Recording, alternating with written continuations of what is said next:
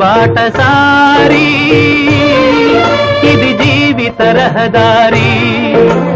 ఎంత దూరమో ఏది అంతమో ఎవరు ఎరుగని దారి ఇది ఒకరికి సొంతం కాదు ఇది బాటసారి